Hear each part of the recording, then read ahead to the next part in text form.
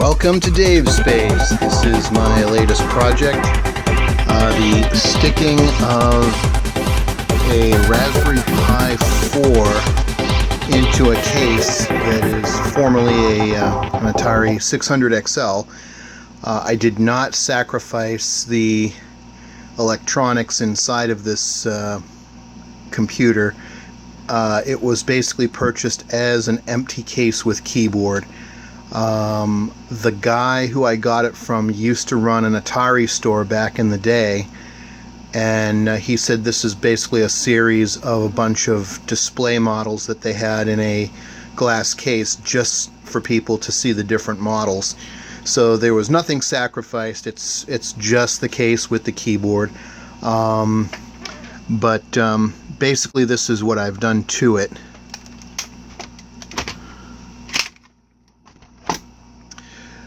There's the Raspberry Pi, and I have the, you can see right here, this is where the USB-C cable goes out. I actually stuck this into the channel 3 and 4 selector. It fits almost perfectly. It just required a little bit of trimming, but it looks totally normal, so it wasn't really badly modified at all. And then HDMI I have going through the power connector because it's, again, almost a perfect fit. I made little plastic covers for the holes that I didn't use, and if you look under here, you can see I've got a Raspberry Pi fan. There's actually two fans hooked up to the Raspberry Pi. Let me just now you can hear the fans working, but that's only because this is open and because when it starts up the fans are running full blast. With the addition of software, this can actually be made to run only when it's actually needed. Oh yeah, and this is the Raspberry Pi image I have. It's the Supreme Retro Gaming Raspberry Pi or Retropie image.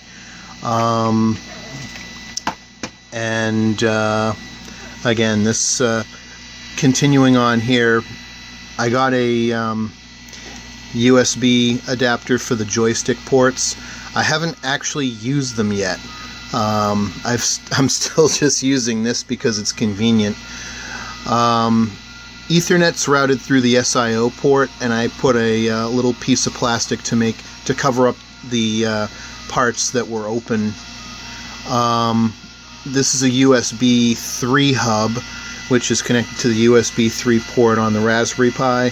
So, and you have 4 ports available, which is extremely convenient. On the keyboard, I got this adapter from Timoth Software in the UK. I think it's like $65 US, but it basically converts the Atari 600, 800, and 130XE keyboards into USB so that they can be used with any computer. The original thing that I did was I was originally just going to use the Atari as a USB keyboard that I hooked up to a computer, but I realized there was a lot more that I could do, and as you can see, I can basically play games on lots of retro computers, including arcade machines. So I mean, there's just a lot that can be done. So like if I wanted to do some Atari, play one of my more favorite games, Satan's Hollow. Again, the Retropie image that's on here is very flashy, has a lot of sometimes if you press the button while it's loading, it will go into the configuration mode. You just have to learn to keep your hands off the buttons while it's loading. But here we go. This is,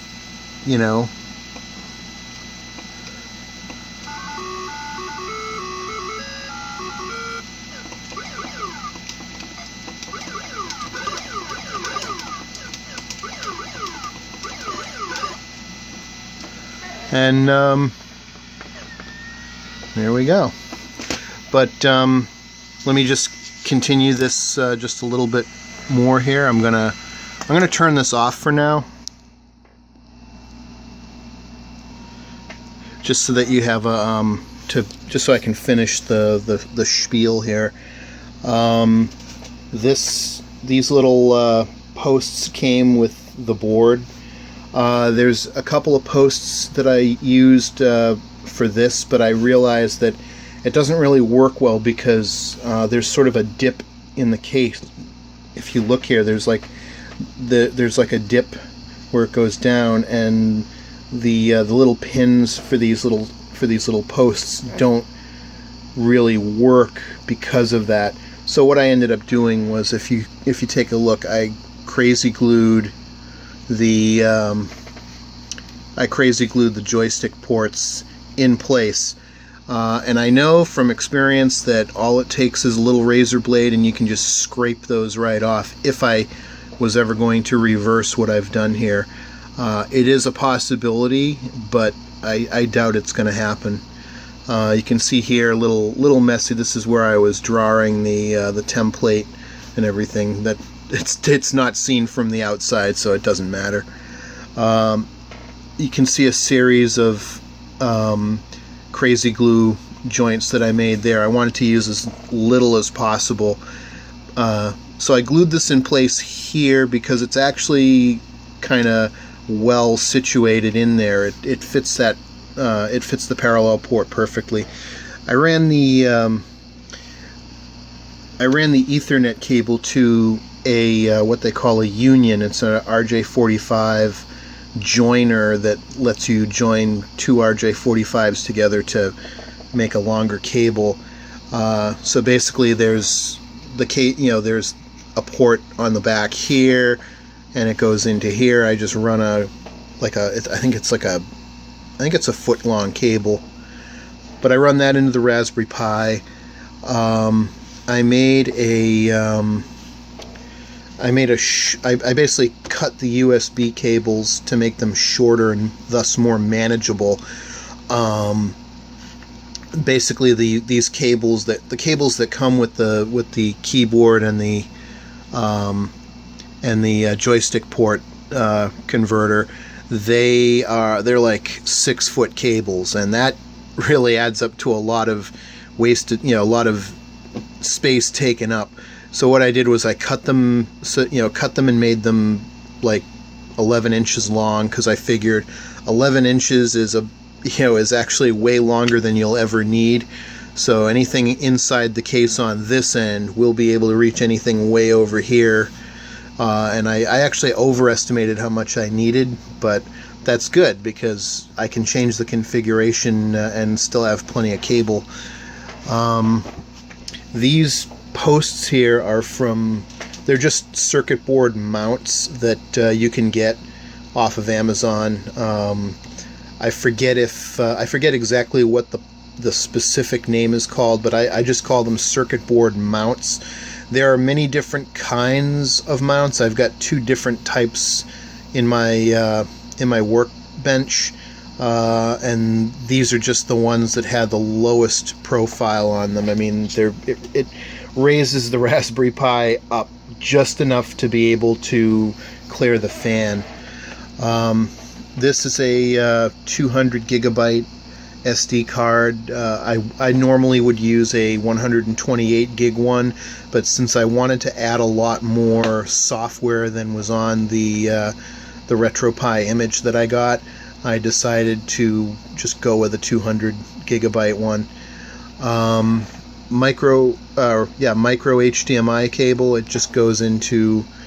It's kind of ugly. I could have got one cable that just goes from here to here, but I didn't want to have to. I've got lots of different HDMI to micro HDMI connectors, and I really didn't want to buy more because I have lots and lots of accessories for Raspberry Pis. But all that having been said, it fits together very nicely. when I put the screws in, it stays together really fine. These buttons actually work when you're in the Atari emulator. It's pretty cool actually that they use these. If you use this as a PC keyboard or a Raspberry Pi keyboard, this would be F1, F2, F3, F4, and F5. So it's, you know, very, very well thought out. Almost all of the keys on the keyboard. I haven't found a need for the, you know, the Windows key or the Alt key yet. I'm sure that'll come up someday, especially if I'm doing retro PC software. But otherwise, this is it. Let me just pause again, and I'll screw it all together and run some software. So first, some options. The first option I had was an Atari 8-bit emulator that is essentially the Retropie emulator, but it boots directly into the emulator. What I ended up doing was I added Commodore 64, Tandy Color Computer. I believe I added TRS-80, but I have not put the ROMs in yet. But this one is a little more streamlined. It's not flashy at all, but it works just as well. This is where I put like all the software I had in there, so it goes right in. You know, it's essentially just like MAME, the way that it works. So, you know, we can go to Berserk, we can exit. Trying to think of another thing that I can show. So another Retropie unofficial release is from Damaso, which used the Supreme Duo as its basis, but it adds a lot more stuff. I mean, this image has gazillions of ROM images for all the console systems. It's very flashy. It comes with title sequences and music, and as you can hear, it's very noisy. It just loves all the, you know, it's just got all kinds of video game music in the menus. And you know, while I was updating the scripts and the software on this, it just played music constantly. I had to unplug the monitor to just shut it up. But once it was all done, I mean, this is what it's got. It's got arcade, you know, and you know, how many games? 1,215 arcade ROMs on it. Atari 7800, Atari 800, a Thomas Wave, which I've never seen, Commodore 64, Radio Shack Color Computer, Dreamcast, Super Famicom, Sega Game Gear, Game Boy Advance, Game Boy Color, Genesis, Master System, Genesis, Nintendo 64, Naomi, Neo Geo, Nintendo. Ah! Anyway, you get the idea. So, I mean, I added the Atari ROMs on this as well.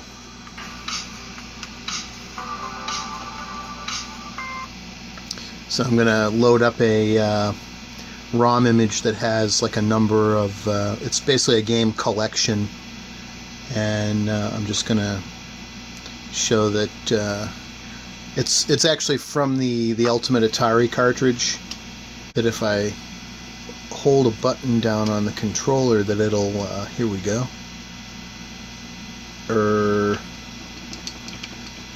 I don't think I can configure it without doing something else. I'll have to do that. But so anyway, what I wanted to do was load up one of these. I've always been a big fan of Tetris. This is a game called Tetris, which was made a lot later in I think it was made in the 90s or the early 2000s for the Atari 8-bit. And as you can see, it's all about the music, basically. This has really fantastic music to it.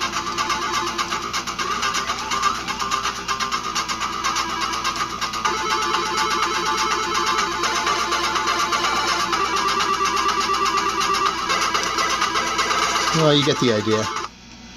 So I can go back.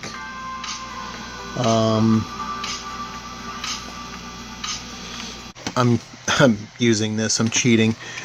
So I can. Let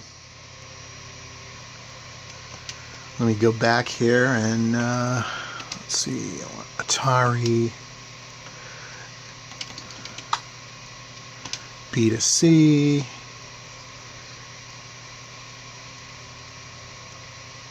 What's supposed to come up is all of the Atari programs that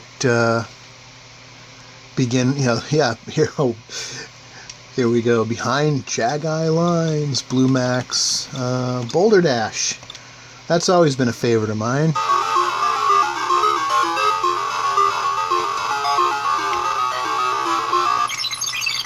Oh yeah.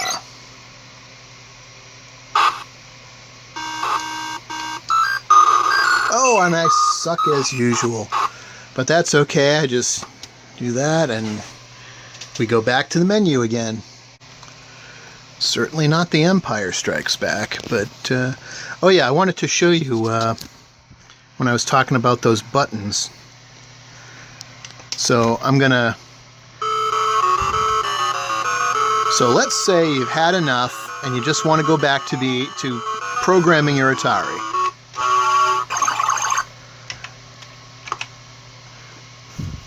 You hit the reset button right here. Hit the reset button. You get the menu for the emulator, which, as you can see, is pretty much the same fonts as your fonts and screen colors as the Atari. You can run basic programs with this emulator. It's not hard to do,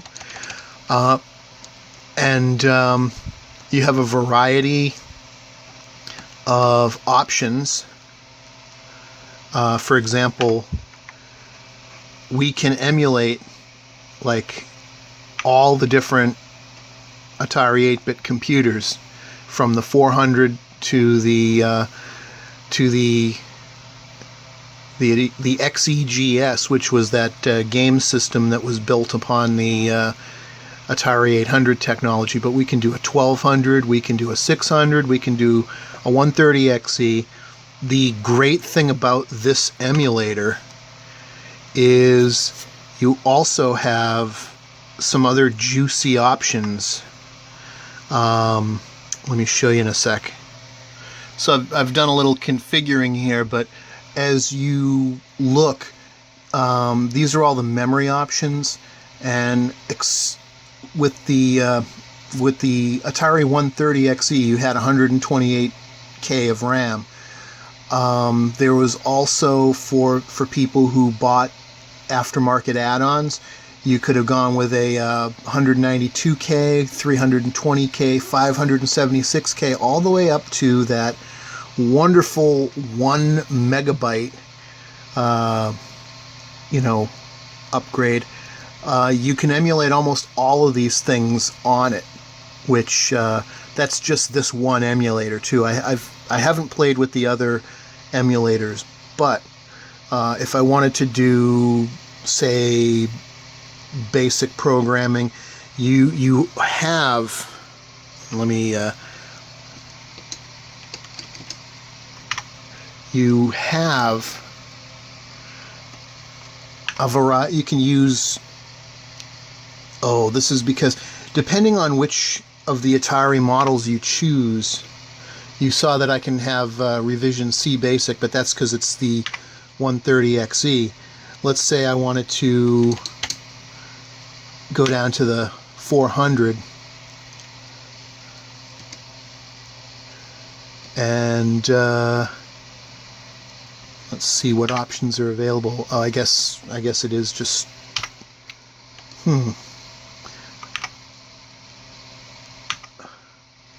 I guess that's not really an option, but let me see if the version of BASIC changes at all from different models. Hey, no, just the RAM.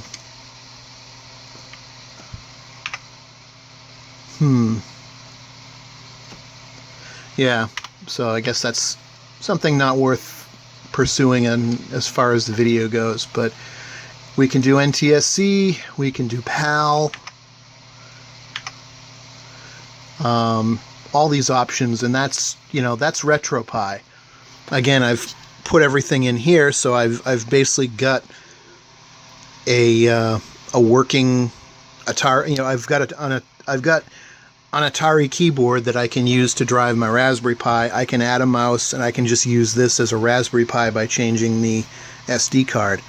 But for all intents and purposes, this is the emulation machine running on a, running inside of an Atari 600 XL case, and it's self-contained, and it can be expanded and upgraded as those kind of things become available, because, as you know, about every year and a half, there's a better, faster Raspberry Pi available. So when the Raspberry Pi 5 and 6 come out, I'll be able to just stick those right in the place of this one and be able to have,